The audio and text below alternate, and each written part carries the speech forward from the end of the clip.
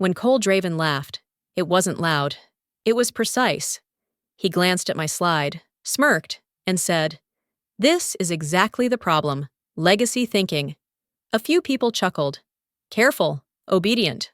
What worked 10 years ago?" He continued, "Doesn't belong in the next decade." I stood there while my work was reduced to a punchline. I mean, no offense.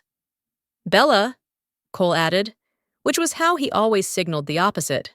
"But this company needs velocity, not institutional memory." He clicked to the next slide, my name already gone.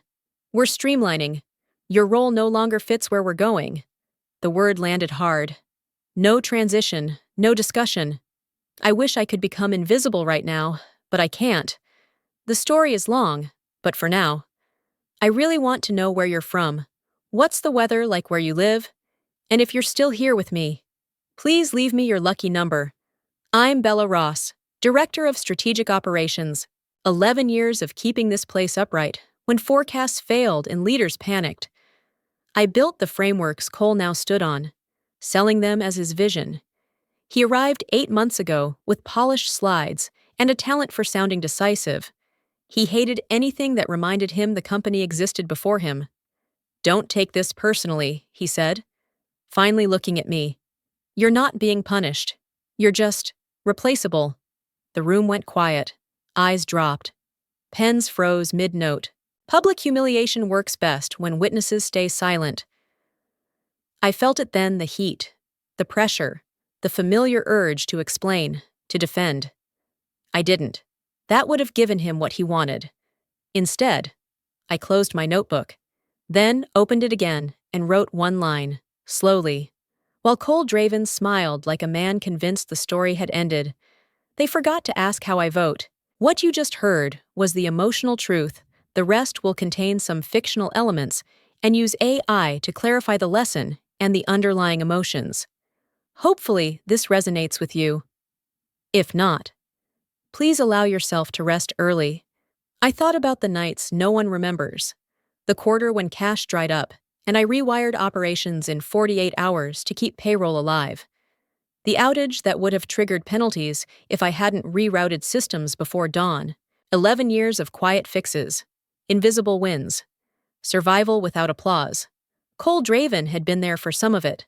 Not in the trenches. In the meetings afterward. As executive vice president.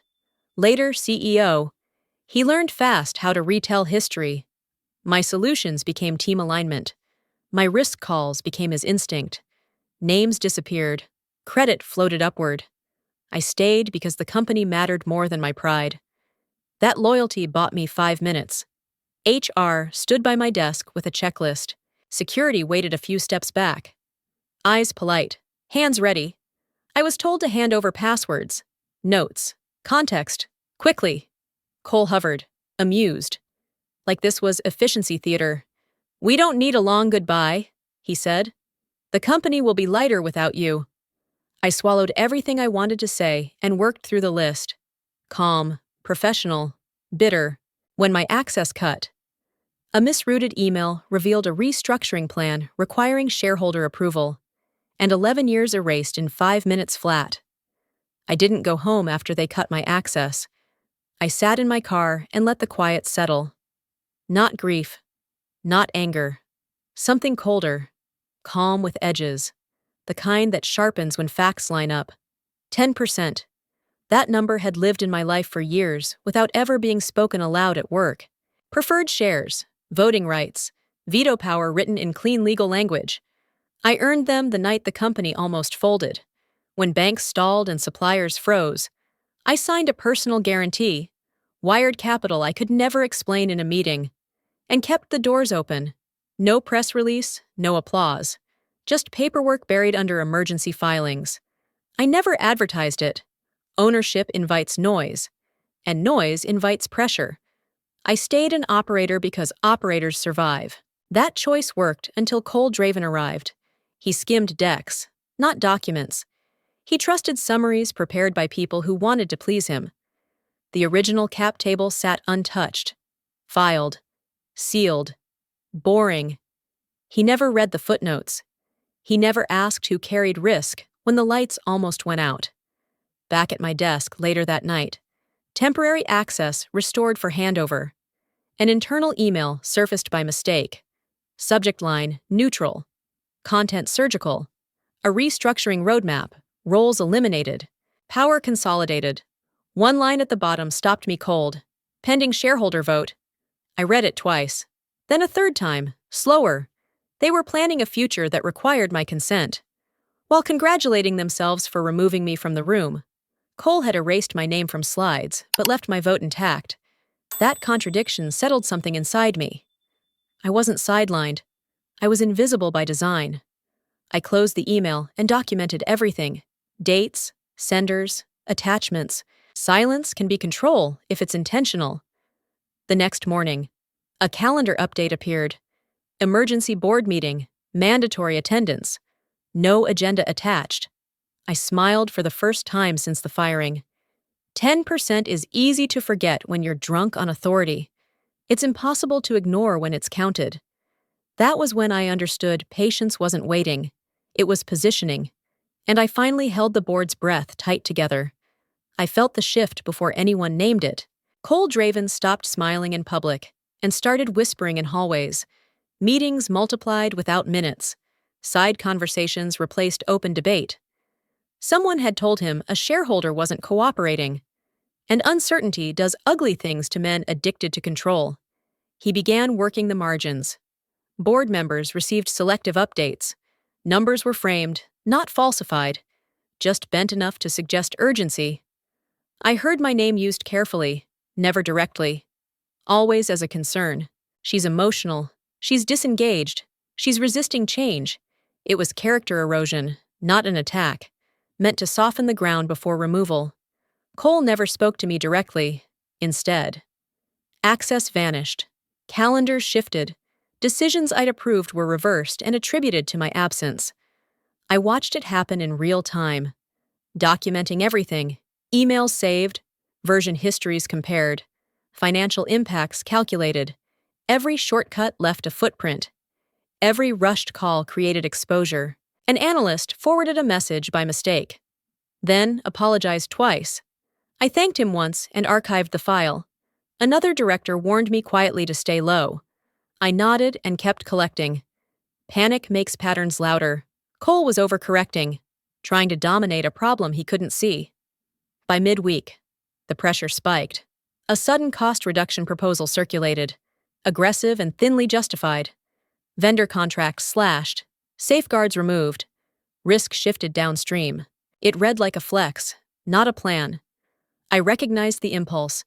He needed to prove authority before the board meeting landed. That afternoon, he signed it, no pilot, no review. A decision designed to look decisive and feel irreversible within hours. Alerts triggered and timelines slipped. The financial exposure wasn't catastrophic yet, but it was measurable. More importantly, it was traceable. I closed my folder and exhaled slowly. His anxiety had done my work for me. The harder he pushed, the clearer the trail became.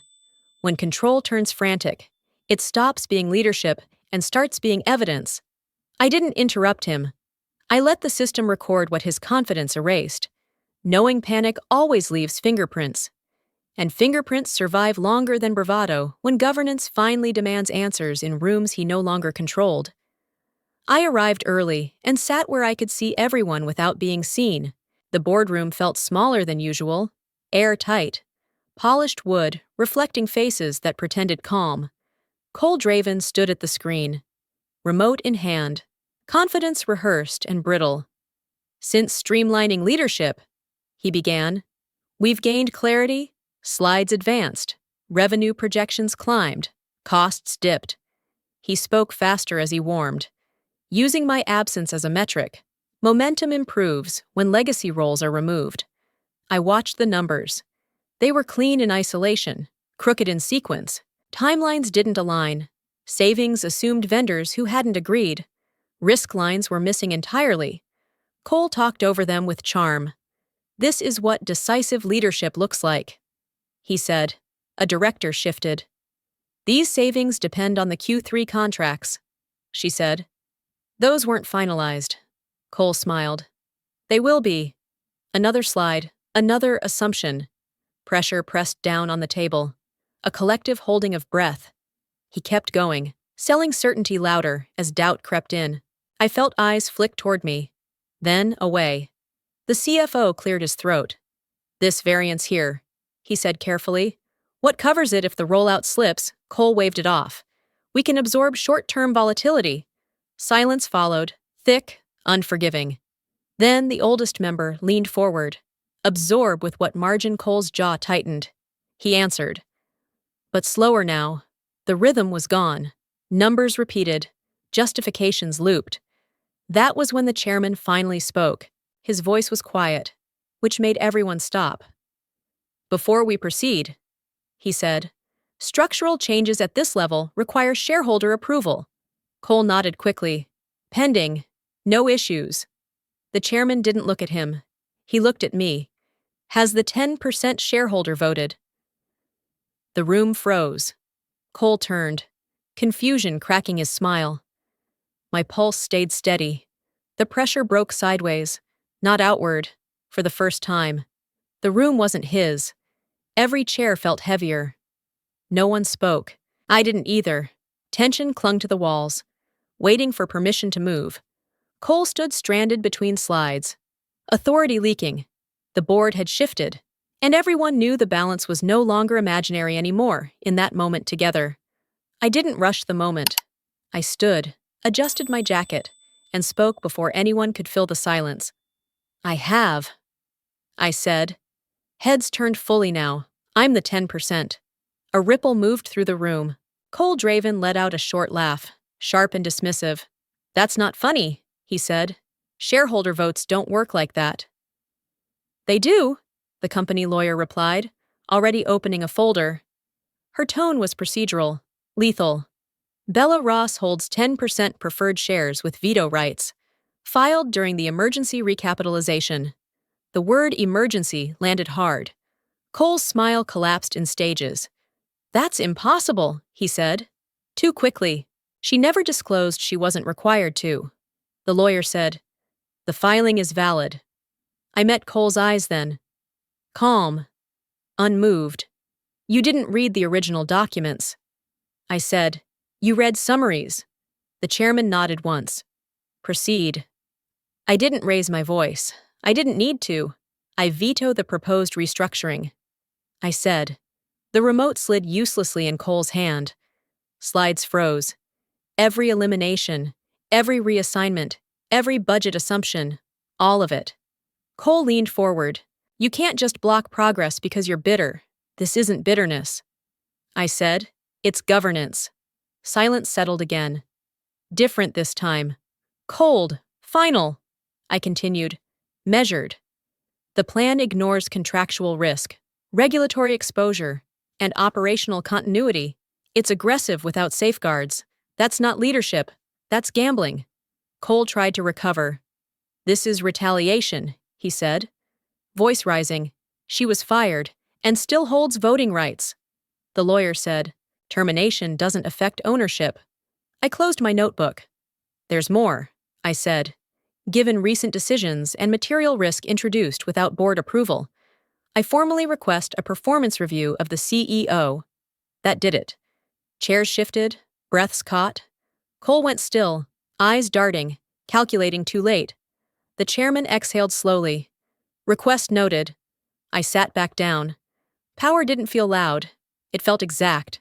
For the first time since Cole arrived, the room understood who had been standing quietly inside it all along. No applause followed. Only the sound of pens moving, calculations shifting, and authority changing hands without drama. Noise. Or mercy today here together. I expected resistance, not collapse. The moment I asked for a performance review, Cole Draven snapped. This is personal, he said. Standing too fast. You're retaliating because you were fired. His voice carried, sharp and uncontrolled. And I watched the room react before I did. I'm presenting facts, I replied. I slid documents across the table, one by one, emails approving reversals he later denied, calendars showing meetings I was removed from, then blamed for missing. financial summaries tracing losses directly to his rushed cuts. I didn't raise my voice. I didn't argue. Evidence doesn't need volume. Cole paced behind his chair.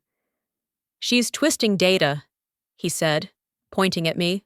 "She's been undermining leadership for months." The words spilled faster now, less precise. He contradicted himself, corrected himself, then blamed consultants who weren't in the room. Panic stripped away the polish he'd worn for months. The chairman asked him to slow down. Cole ignored him. "You're all letting her hijack this company," he said. "I made the hard calls. That's what leaders do." His confidence cracked as he spoke. Certainty replaced by defensiveness. I added one final file to the stack. "These approvals were signed without board consent," I said. "Here are the consequences." Silence followed, heavy and unforgiving, broken only by Cole's breathing. "This is a setup," he said. "She trapped me." "That's enough," someone said quietly. It was Linda, one of the longest-serving directors. She folded her hands. "Steady, for the record," she said. Cole threatened my division when I questioned his numbers. He said cooperation would be remembered. Cole spun toward her. "That's not true, it is," she replied, "and I documented it." The room shifted completely. Cole's mouth opened, then closed. Words failed him. What remained was exposed fear, ego, and a pattern no slide could hide. Chaos hardened into clarity as his resistance collapsed under its own weight, leaving nothing left to defend. If you agree that documenting the facts, staying calm, and letting evidence speak was the right way to handle this moment, leave a simple dot in the comments and know that every opinion shared here matters, because it shows how many people believe accountability should always outweigh power. I watched the room turn clinical, one by one. The patterns surfaced, no longer accusations but sequences. Approvals without oversight, forecasts adjusted after decisions, not before. Risk lines erased to make slides cleaner. What looked like confidence on screen became manipulation on paper. I presented it without commentary. Dates aligned. Emails matched signatures. Losses traced back to moments where Cole Draven chose speed over consent. Each document removed another layer of performance. The board didn't interrupt. They didn't need to. Silence did the work. Cole tried to reclaim the narrative. He straightened his jacket and launched into a speech about vision and courage. "Leadership means taking heat," he said. "You can't build anything bold by asking permission." His voice softened, then sharpened, chasing sympathy. It landed wrong. Every sentence sounded rehearsed against evidence that wasn't. I didn't argue. I waited. When he finished, the gap felt deliberate, cold. The chairman flipped a page. "These adjustments were not disclosed," he said. "This pressure on teams violated policy," another director added.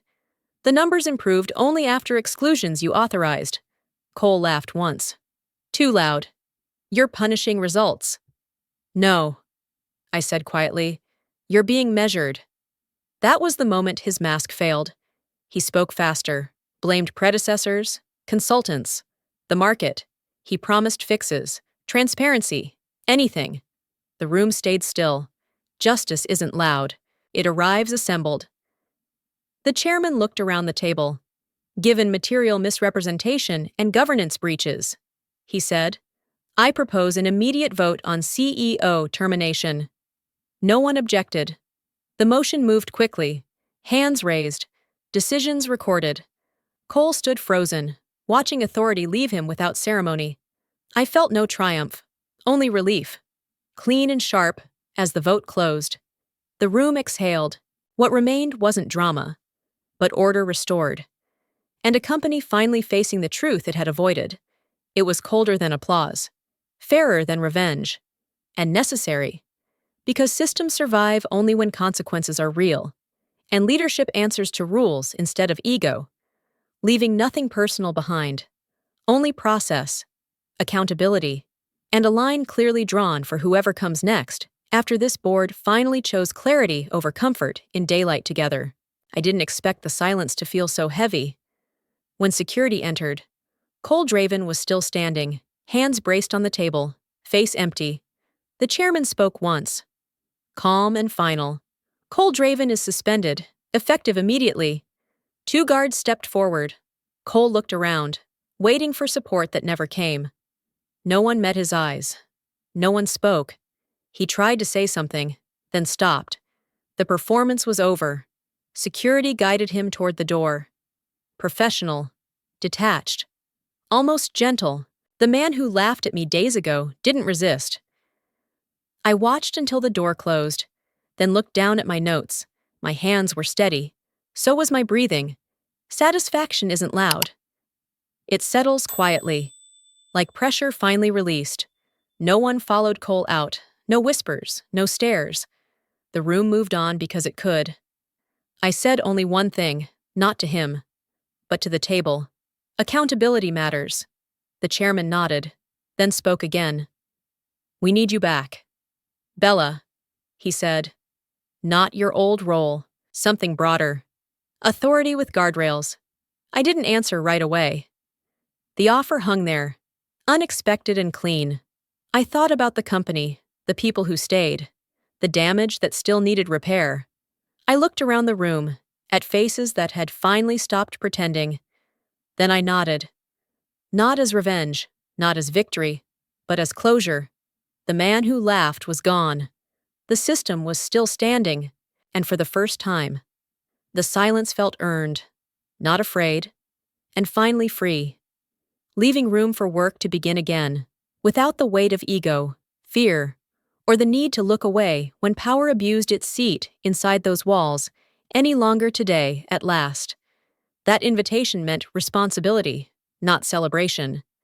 I understood the work ahead would be slower, harder, and far less visible, but it would be honest. And honest systems last longer than charismatic leaders, because they protect people, memory, and process, ensuring no one ever walks out laughing again while others are silenced in their chairs, watching history get erased for convenience or speed by anyone else here again ever. Not on my. I accepted the role with conditions, not perks, not apologies, but rules. Governance rewritten, oversight restored, decisions documented before they moved. The board agreed without debate, because they understood what silence had already taught them. Cole Draven vanished fast. His name disappeared from directories, calendars, approvals, no farewell message, no legacy slide. Systems corrected themselves the moment his access was revoked, like a body exhaling after poison leaves. When I stood to leave the room, I felt something unfamiliar. Lightness, not triumph, not anger, justice, clean and undramatic. Power didn't roar, it settled. I paused at the door and said one final thing. Steady enough to carry? Real power never needs to mock anyone. No one laughed, no one looked away. As I walked down the hallway, eyes followed me differently now, not with fear, not with doubt, but with recognition. I wasn't returning to reclaim a title, but rebuild. There's a moment in situations like this when you realize the loudest reaction isn't always the strongest one. What mattered most wasn't winning an argument or humiliating someone who underestimated me. It was choosing clarity over chaos, evidence over emotion, and responsibility over ego. That choice didn't just protect my position, it protected the people who would come after me. What stayed with me is how easy it is for power to drift when no one documents, questions, or slows things down. Systems don't fail all at once. They erode quietly, decision by decision, until someone decides to draw a line. That line doesn't have to be dramatic. It just has to be firm. If you were in my place, what would you do? Would you speak immediately? Or would you pause, gather facts, and wait for the right moment? There isn't one correct answer, but there is value in asking yourself where your line is before someone crosses it for you. I'm curious, where are you listening from right now? An office late at night, a car after work, your kitchen table, or somewhere in between, wherever you are. Your perspective matters more than you think. If this story resonated, consider subscribing, leaving a comment, or sharing it. One small action from you helps these stories reach people who need a reminder that integrity still counts. that calm courage can change outcomes, and that speaking up wisely can protect more than just yourself. Your support helps keep these conversations alive, and that, in itself, is doing something right. This story was fully created and produced by our team. We do not copy or borrow content from any other channel. Thank you for staying with us and listening until the end.